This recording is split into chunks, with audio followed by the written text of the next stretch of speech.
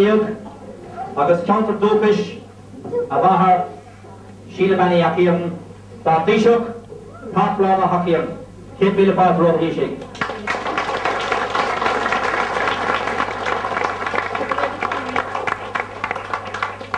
Taoiseach, Mr. Welch, Senators, Councillors, members of the Drimoleague, for the counter and colleagues, friends, people of Drimoleague and the environs. It is a great pleasure for me as Chairman of Drimoleague Dynamic County Counter to welcome our Taoiseach here today, Bertie Ahern.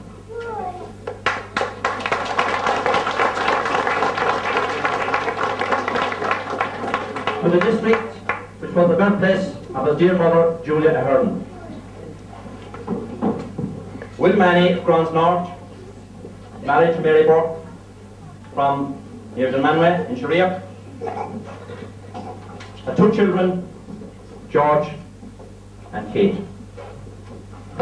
Kate married Bat Howlahan. You wonder where the Bertie comes from, there it is.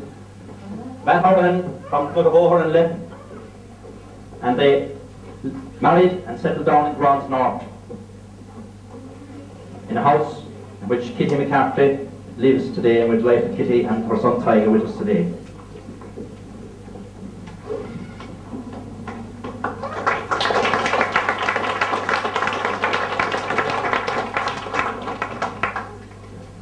It was there that the Taoiseach's mother, the late Julia, was born.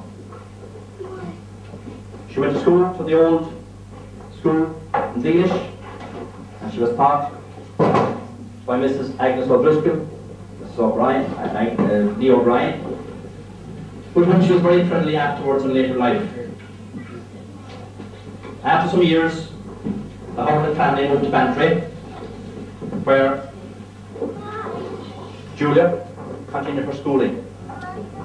In later years, she went to Dublin, where she met Conor Heron from Ballyfear, who had been a freedom fighter. And again, we have somebody here today, Jim Kiley, who knows the family well from that end of Cork. They married and settled down in the heart of Dublin. And one of them, of course, one of their family, Bertie, became a real Dub, with the blood of West Cork flowing very strongly in his veins. Bertie, or Taoiseach, became very involved in Fianna Fáil, no doubt with the urging of his father and his mother, both very strong members. And he moved up the ranks, and we remember not so long ago when he was Minister of Finance, soon after Dennis O'Donovan had been elected as Senator, he came to Bantry to a function, and his mother, Julia, was with him that night, as well as the sister Kathleen. And we remember her dearly from that visit. But as well as that, she visited this area quite often. And we have a photograph, indeed, of the Taoiseach now when he was Chief Whip of the Fianna Fáil party a fair number of years ago, back in '82, with his mother and in the home of Jackie and Angela O'Brien. He'd sneak a picture of it later on, sneak a look at it later on his way to Castletownbere, I'm sure. He did visit on that occasion and on a few other occasions as well. But he moved quickly up the ranks of Fianna Fáil, and it was our great pleasure when he became leader of Fianna Fáil to invite him. At the time, I suppose there were so many things on his agenda, he wasn't able to come, but he said he would honour us with a visit later on. We are glad that maybe that visit was postponed, maybe we'll have him here today. Again, when Dennis O'Donovan was elected Senator this time, he invited him again, and he promised that he would come. He said he'd have to come to Cork, because indeed, I suppose, we wouldn't be in government today only for the strong way in which Cork responded. Not since Jack Lynch have the Cork people rallied around, and we can see the reason why. Part of it is because Bertie is a West Cork man.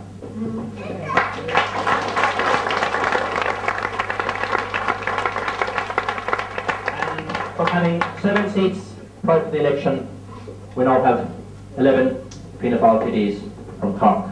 And hopefully after the next one, we'll be hoping that Dennis O'Donovan will join our Minister Joe Welch, and that we will help to bring back a Fianna Fáil government again the next time.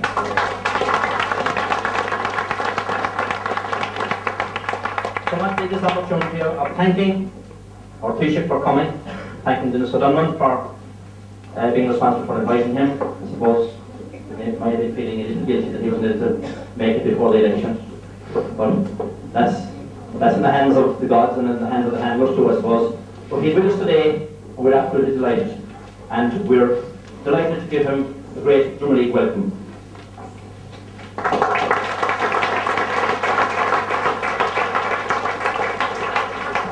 Soon after becoming Taoiseach, Bertie Ahern set out to achieve a goal that was very dear to him. And that was to reach a solution to the Northern Ireland problem. And to reach an accommodation that would prevent any further pain and suffering and sorrow to the two communities in the north. He gave it his full energy and his full commitment.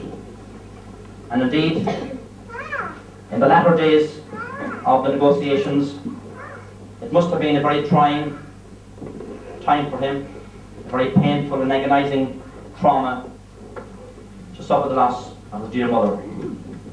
His mother, who had been very close to him, indeed he was very close to her.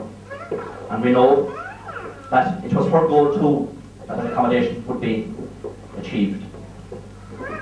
And in spite of the sorrow and the hurt and the pain, I think from her passing he got that extra injection, that extra commitment. He got that extra urge to bring about something that was very dear to her.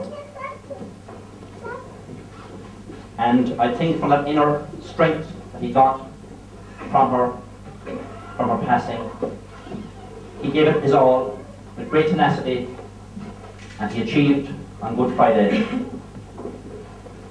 the culmination of that goal by bringing about that agreement, which will be put to you, to all of us, and to the people in the 6 counties on the 26th of May.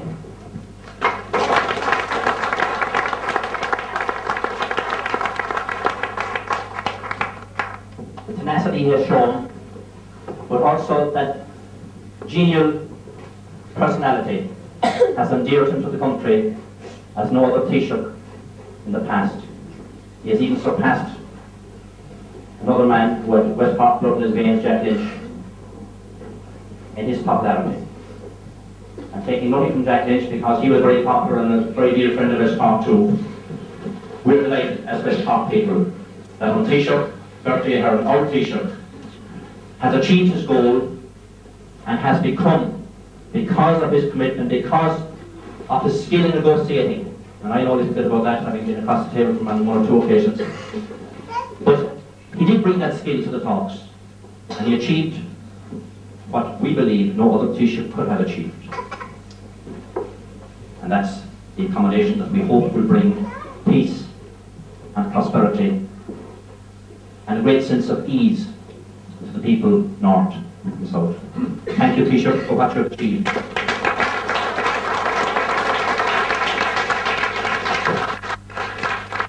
I'm not going to go on saying the praises and the achievements of our Taoiseach.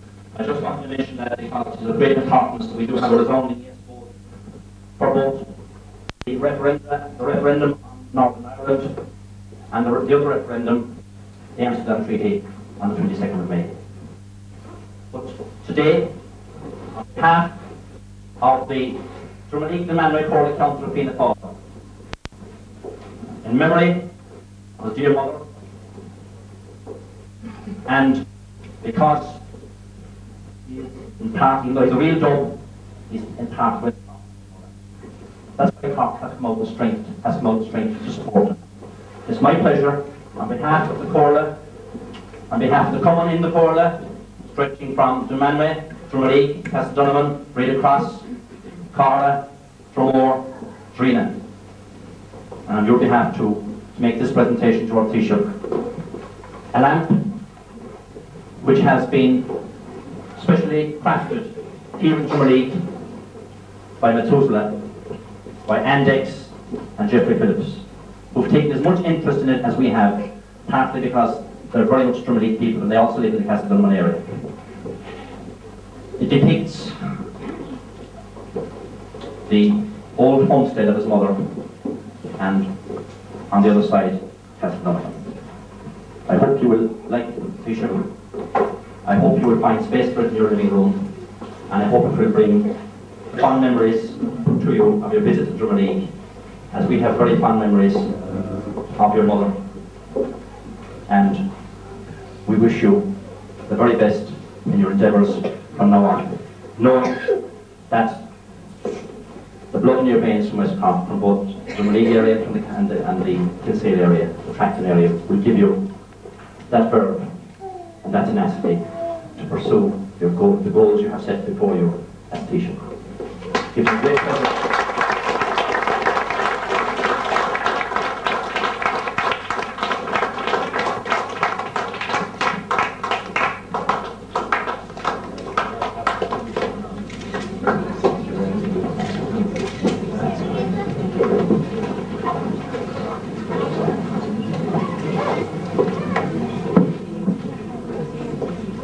I know that he will treasure this as a memento of his visit to Drimoleague. Just one other little thing, a little bit more detail. I'm now going to ask Pat Hawley, the treasurer of the Court Account, to present a plate which we've got painted locally as well by Jackie O'Connor from out of Cullimore. Again, the house, the old homestead.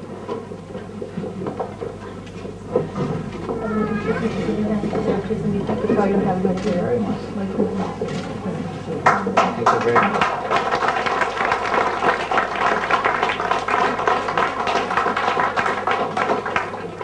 Well, thank you very much, and I want to say it's a great pleasure for me to be here, and I want to thank all of our Fianna Fáil friends here for organising this reception in the Reinhardt Centre. I really deeply am appreciative of that. It's great to be here with Joe and Dennis and Vivian is here and some of our other local representatives. I want to thank so many of you for gathering at this time of the day. I'm not too sure how you all get out with whatever you're at 5 o'clock in the evening, but it's very nice of you to come along. Chairman, I particularly want to thank you and the Chairman of the Drimoleague and the Dunmanway, I call you Counter Jimmy Collins, the Secretary Patricia Hurley, and the officers of the Cordia, and the many Cummins. The Chairman has mentioned Cummins from all around the surrounding area. I do appreciate you coming along, our great friends and all the distinguished guests that are along here as well. It's a special privilege, needless to say, to me to be in this area. It's always nice to meet the Fianna Fáil organisation amongst our 3,000 Cummins nationwide, and our friends and our supporters anywhere in Ireland. But to be in this particular area is very special to me. 5 weeks ago, I appreciate the old programmes. As the Chairman said, people try to run your life in this job more than you'd normally even want them, but they do their best and they do the very best they can. But 5 weeks ago, I got the draft programme for this particular day, and it was, we knew the Northern talks were getting into a busy period, so I had a number of them. And this particular day I was discussing, at that time we were trying to get things out of it. Not too sure we ever managed to get much out of it, so I think we ended up getting more into it, but always happens. But this was, needless to say, something I was looking forward to. My sister Kathleen, my sister Eileen were wondering about the possibilities when I got here, if they would come along, and there was a debate whether my mother would be here and could come here, or whether she'd be in Lourdes. Well, like a lot of things in life, we shouldn't have been spending our time planning too much about it, because that's how these things happen. She's up in heaven instead of in either place, so probably far safer than we won't be huge crowds here. But I want to thank you all. I want to thank so many people from this area who went to the trouble of sending me notes, the Cummins and very many of the families and our old friends. I particularly want to thank some of our old buddies behind me here who went to school with her. It's nice to see that they're looking live and hearty and well and will strong for another 50 years. And so I want to thank them particularly.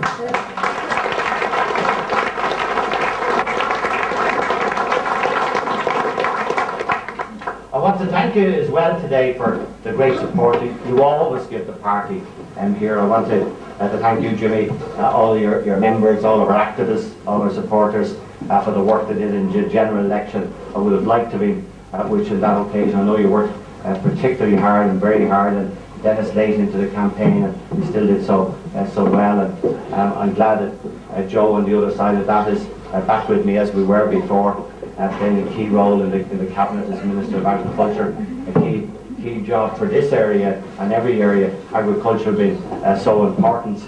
And he's doing a great job, and I appreciate the good job he's doing. And of course, battling away in Brussels and everywhere else, keeping things going. So he's the only fellow that collects billions of pounds from me, all the others spend it. So.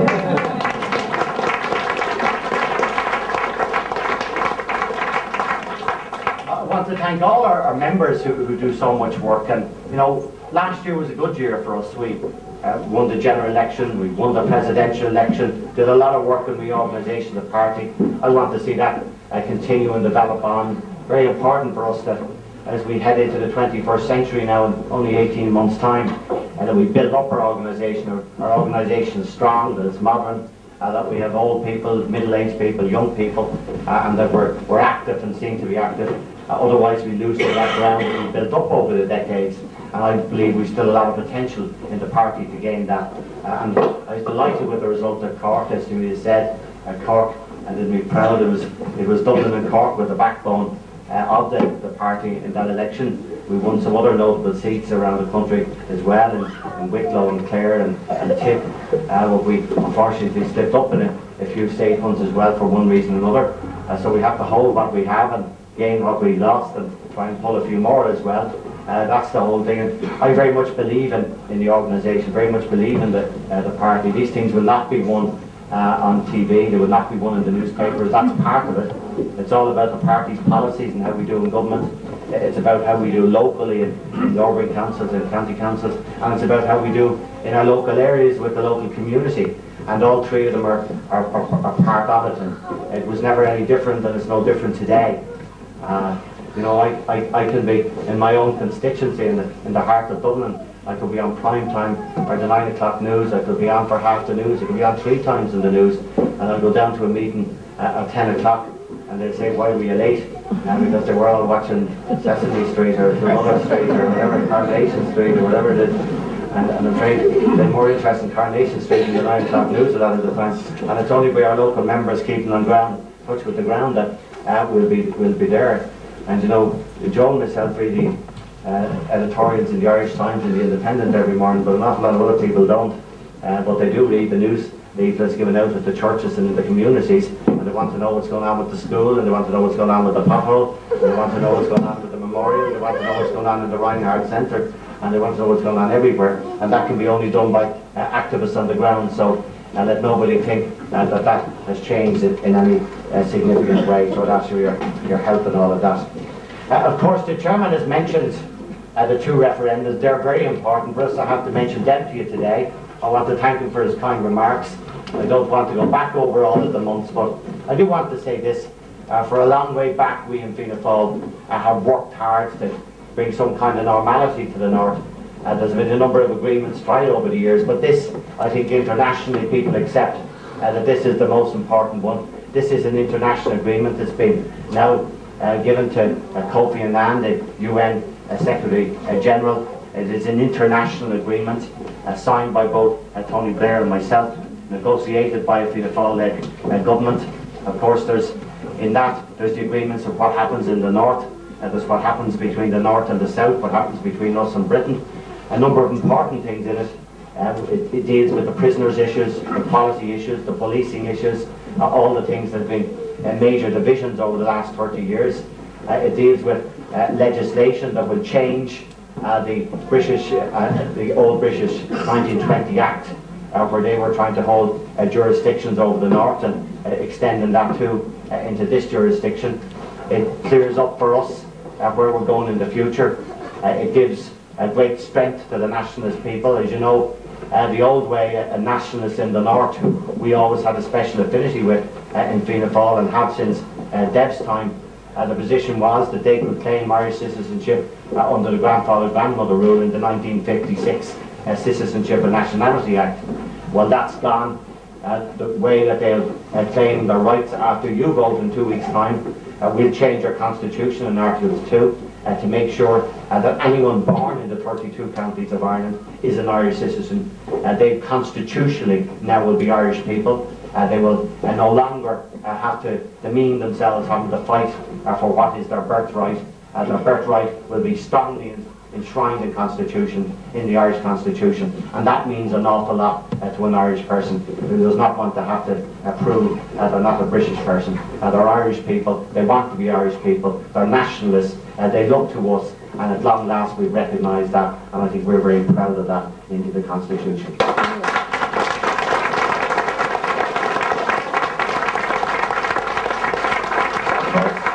I could go on at length about things, but just one other big thing. At this age of my life, and important to me in the future, and I always look forward to working with people in this area. I'm very proud of our organisation here, very proud of the people of this area, people who are hard working, dedicated, committed, whether they were farming, whether in education, whether they were in fishing, or whether they were in any other industry, people who believe strongly in Irish nationalism. I've received my love of Irish music, and look, I want to congratulate the beautiful musicians that are behind me. I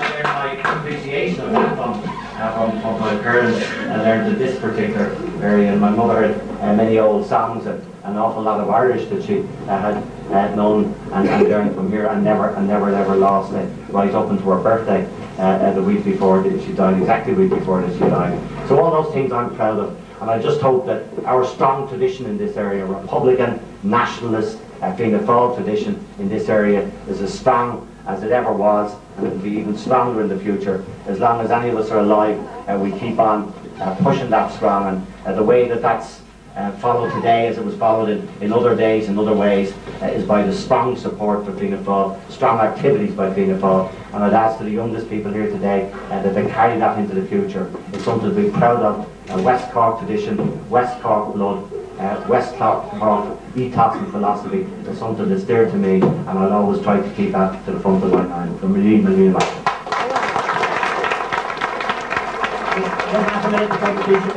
Thank you people, thank my fellow officers in the Corla, Pat Hurley, Jack Hagerty, Nori McSweeney, Nelly, our President, Mahoney, and all the others and all the coming. I want to thank Reinhardt here, I want to thank Jean Reinhardt, I want to thank Trina, who's in charge of the gallery here, for their help in preparing. I want to thank in particular Anne and Jeffrey from the Clúsla for the effort and the love they put into crafting this beautiful lamp. I want to thank our own Minister, Joe Welsh, for all the support he's given, for all he's done for West Cork and indeed to the whole country. The last time I met him was in Cork Airport, he was heading off from Brussels and he looked very tired. I'm sure he's more tired coming back. Thank you, Joe. Thank Dennis Sutherland, who, because of protocol, has had to go early, has come away because he can't go. The protocol doesn't allow him to travel in the helicopter. So maybe it's in his interest that this has been delayed a little bit.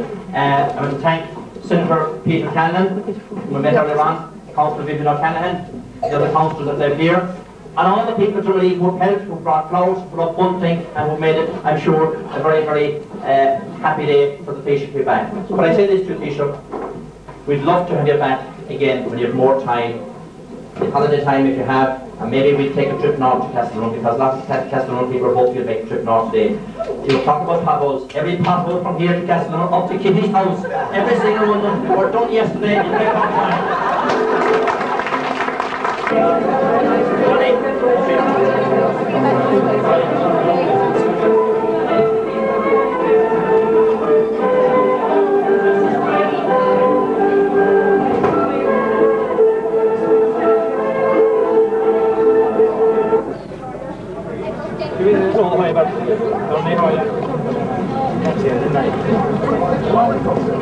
We got to see that.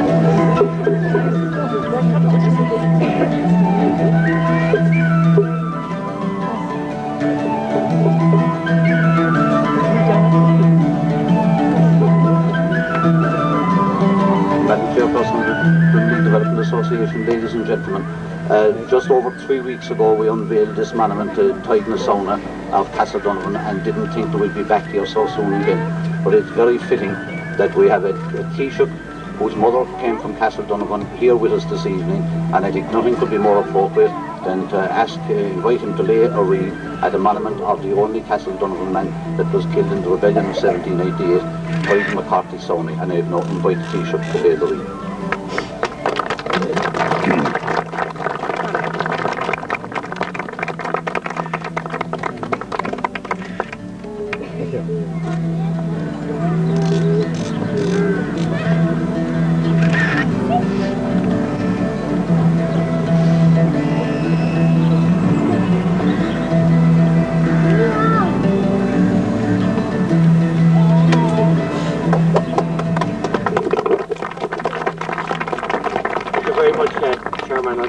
First of all, can I congratulate the committee for having such a fine memorial and in this bicentenary of the 1798 rebellion to, in a thoughtful way, be working to commemorate those days that we should commemorate, because they're part of our history and part of our heritage and a part of what we are.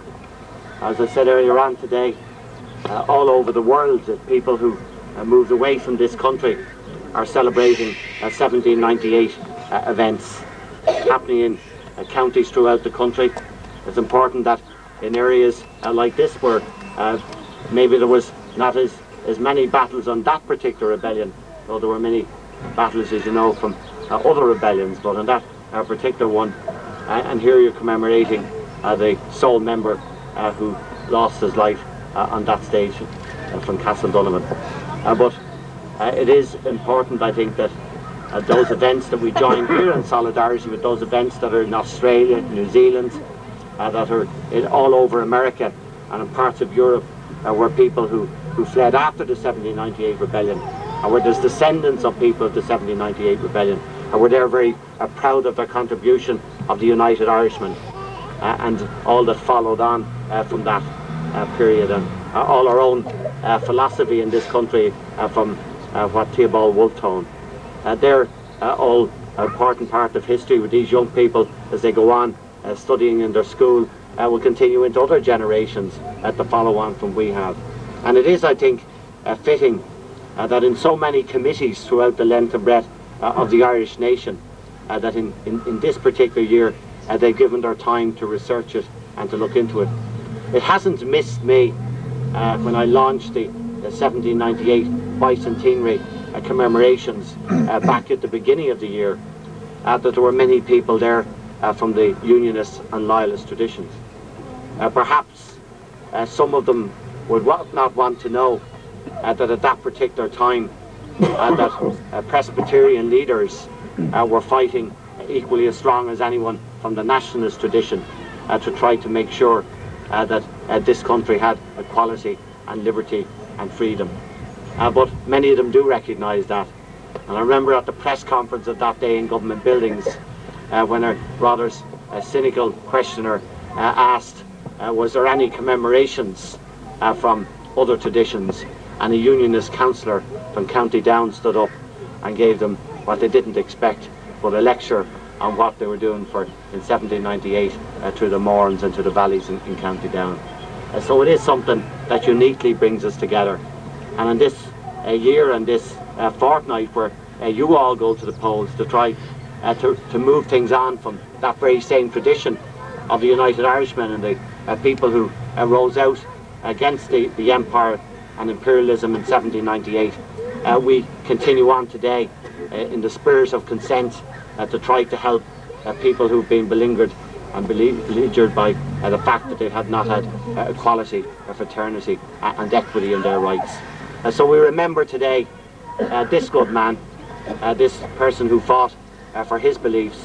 We remember all of those people who died up to recent times, and hope, as they hope, that by our actions that we can bring things on to make this a better future, and that the children that are here today, that this country can go and strengthen unity into the future. Thanks for coming along in such great numbers. I think it is a nice fitting that on a May evening that we're all here to commemorate an event that happened in bygone days, but is not forgiven or not forgotten by this generation. Go really, really matter.